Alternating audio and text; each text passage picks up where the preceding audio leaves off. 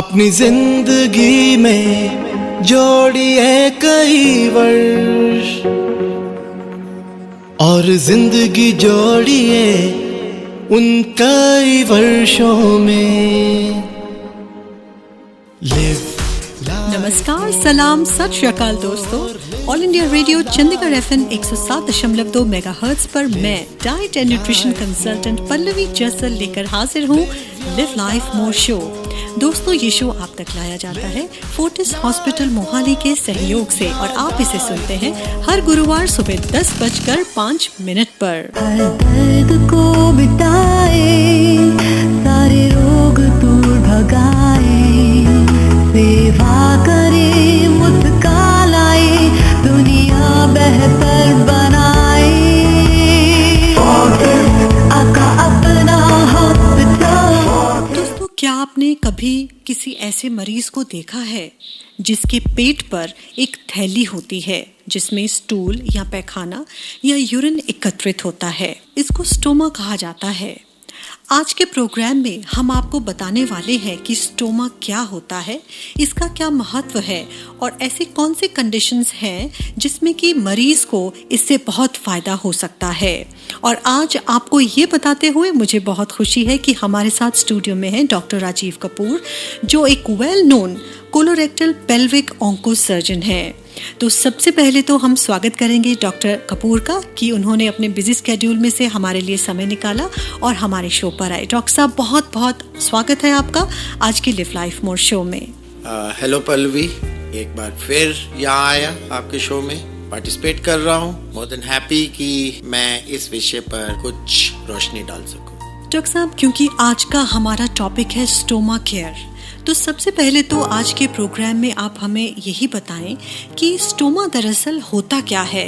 पल्लवी, ये एक आर्टिफिशियल रास्ता सर्जरी के साथ पेट के ऊपर बनाया जाता है, जिसमें हम या तो बड़ी आंत को बाईपास करते हैं या फिर किडनीज और पेशाब को बाईपास करते हैं। इसमें क्या होता है कि नॉर्मल रास्ते की बजाय हम स्टूल्स या यूरिन को इस आर्टिफिशियल ओपनिंग के थ्रू एक स्पेशल बैग में कलेक्ट करते हैं। डॉक्टर साहब, अभी आपने बताया कि आप स्टोमा एक रास्ता है जो एब्डोमेन में बनाया जाता है, जिस पर एक थैली होती है जिसमें स्टूल या यूरिन कलेक्ट होता है।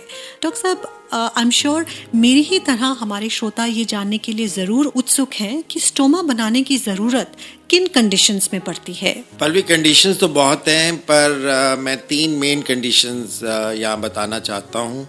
पहली तो ये है कि जब जिसको रोड ट्रैफिक एक्सीडेंट बोलते हैं, मरीज़ को बहुत चोट लगती है, हम ऑपरेशन करते हैं, आंत कई जगह फटी होती है, तो हम आंत को रिपेयर करते हैं।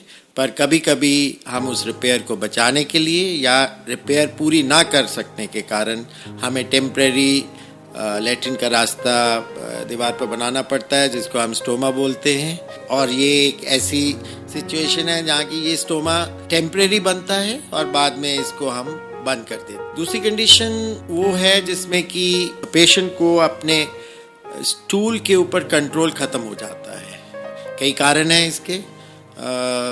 कई बार चाइल्ड बर्थ के बाद ऐसी प्रॉब्लम्स आती हैं, डिफ़िकल्ट लेबर, किसी ने फोर्सेप्स लगाया, वहाँ टेयर हुआ, वहाँ की रिपेयर ठीक नहीं हुई, सो उस समय हमें टेम्परेरी रास्ता बनाना पड़ता है और नीचे का उस एरिया का रिपेयर करना होता है।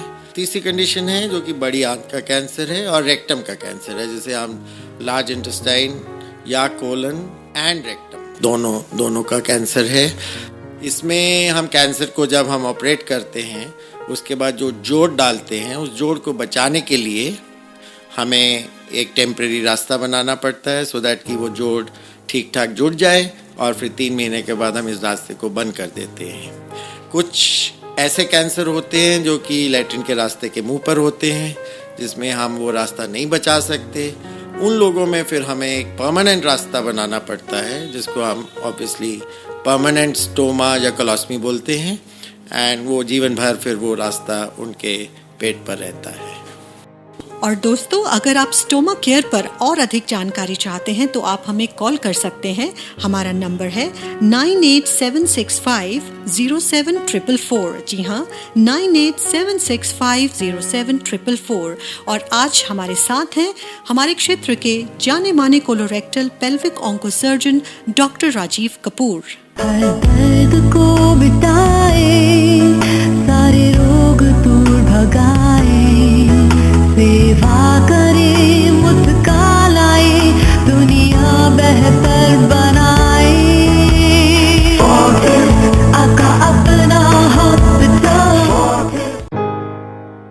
दोस्तों, आज के लिव लाइफ मोर शो में हमारे साथ हैं डॉक्टर राजीव कपूर, जो स्पेशलाइज करते हैं बड़ी आंत और आंतड़ी का आखिरी हिस्सा जिसमें पैखाना एकत्रित होता है और गुदा द्वार के कैंसर्स की सर्जरी में। और डॉक्टर साहब ने हमें बताया कि स्टोमा यानी कि एब्डोमेन पर लगी हुई एक थैली, एक बैग, या तो टेम्पररी हो सकता है या फिर परमानेंट भी हो सकता है। ये डिपेंड करता है कि मरीज की कंडीशन कैसी है। तो डॉक्टर साहब, आप स्पेशलाइज करते हैं इस फील्ड में, तो प्लीज़ आप अब हमें ये भी बताएं कि ये प्रोसीजर किया कैसे जाता है, कैसे एक रास्ता एब्डोमेन में, पेट में बनाया जाता है और एक थैली लगाई जाती है जिसमें कि पेशेंट का स्टूल या यूरिन कलेक्ट होता है। प्लीज़ आप हमें विस्तार से बताएं। पल्लवी, मैं ये पहले भी बता चुका हूँ कि ये स्टोमा जो बनाना है ये ऑपरेशन के द्वारा ही बनाया जाता है। यूजली ये एक बड़ी सर्जरी के साथ जुड़ा होता है, जिसमें कि हम, जैसे कैंसर है, हम पहले कैंसर निकालते हैं, फिर उसमें जोड़ डालते हैं, फिर उसके बाद हम ये रास्ता बनाते हैं। ये रास्ता पहले तो हम ट्रेडिशनली पेट खोलकर बड़ी सर्जरी करके बनाते थे, पर आजकल ये हम दूरबीन से भी बना लेते हैं और लेटली रोबोटिक सर्जरी आई है और रोबोटिक सर्जरी से भी ये रास्ता। तो दोस्तों, अब आप ये जान चुके हैं, जैसा कि हमें डॉक्टर राजीव कपूर ने बताया कि इसको लेप्रोस्कोपिक सर्जरी द्वारा यानी दूरबीन की सर्जरी द्वारा भी किया जा सकता है और इसके पेशेंट को बहुत सारे फायदे हो सकते हैं। डॉक्टर साहब, ये बहुत नया टॉपिक है हम सब के लिए, तो सबसे ज़रूरी सवाल जहन में ये उठ रहा है मेरे इस वक्त कि अगर स्टोमा बनता है, पेट पर एक थैली लगाई जाती है जिसमें कि स्टूल और यूरिन एकत्रित होता है, ये हो सकता है कि मरीज के लिए एक परेशानी का कारण भी हो सकता है। तो आप अपने एक्सपीरियंस के आधार पर डॉक्टर साहब हमें बताएं कि किस तरह की क्वालिटी ऑफ लाइफ एक पेशेंट एक्सपेक्ट कर सकता है अगर उसे स्टोमा बैग लगाया गया है। पल्लवी, मेंटल परेशानी की बात कही तुमने, ये अच्छा कहा। जब हम इस चीज़ की बात करते हैं, स्पेशली जब हमारे क्लिनिक पे मरीज़ आता है, तो ये एक बहुत परेशानी का विषय बन जाता है। और इस चीज़ को हैंडल करने के लिए हमने, और कोई भी अच्छे हॉस्पिटल में एक सर्विस होती है जिसको स्टोमा केयर सर्विस बोलते हैं, उसमें ट्रेंड स्टाफ होता है, यूजली एक बहुत सीनियर नर्स जिसकी पूरी ट्रेनिंग होने के बाद वो उस सर्विस को रन करती है, या कई नर्सेज रन करती हैं। वो इस प्रोसेस को स्टार्ट करने के लिए हम पहले पेशेंट को काउंसलिंग करते हैं, जिसमें हम पेशेंट को समझाते हैं कि ये चीज़ क्या है।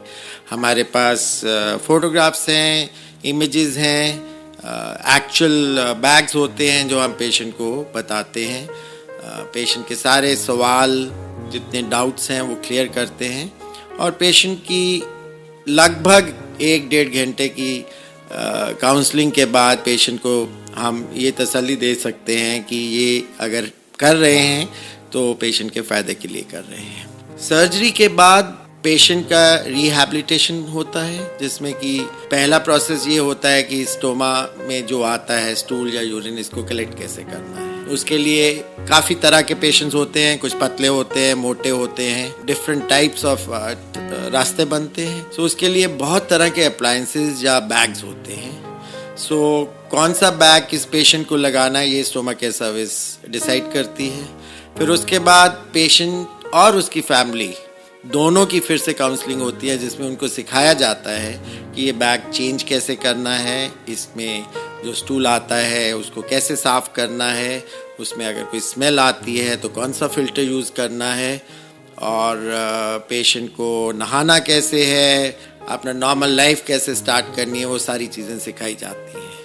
टू द एक्सटेंट कि हम ये कहते हैं कि पेशेंट्स अपने काम पर वापस जा सकते हैं। काफ़ी लोगों को पता नहीं चलता कि पेशेंट में स्टोमा बना है, and patient can actually if married can go back, अपना सेक्सुअल लाइफ पूरी तरह रीस्टार्ट कर सकते हैं।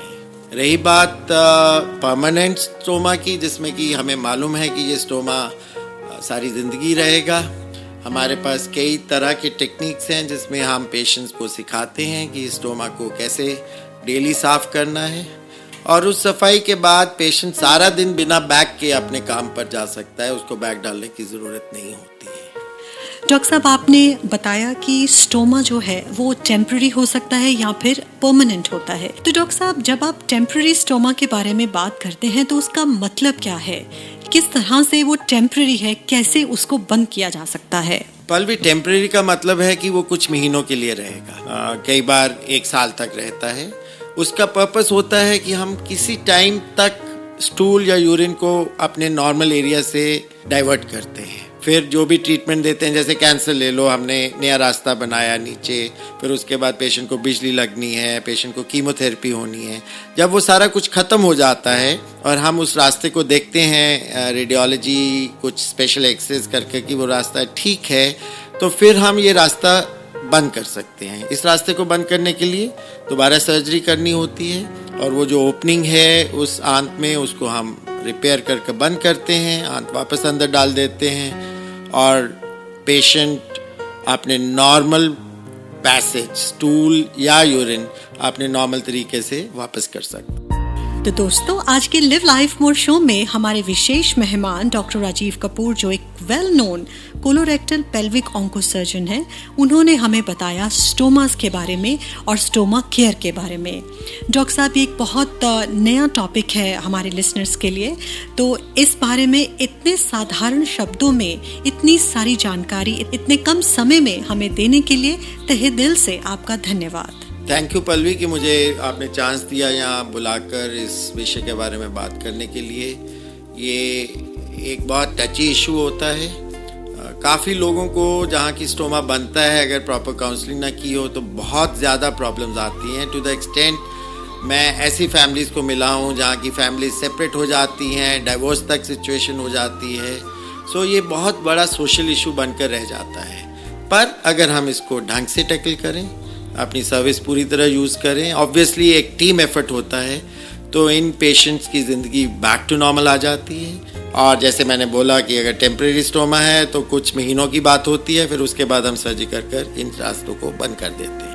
अपनी जिंदगी में So friends, that's all we have for you on today's Live Life More show. आज के विषय पर अधिक जानकारी के लिए आप हमें कॉल करें 9876507444। जी हाँ, 9876507444। इस प्रोग्राम को ऑनलाइन सुनने के लिए लॉग इन कीजिए livelifemore.com या लॉग इन कीजिए हमारा फेसबुक पेज facebook.com/livelifemoreofficial पर। So friends, this is your host Pallavi Chassal signing off until we meet again. Take care and live life more. This program is conceptualized by Dr. Sandeep Chassal.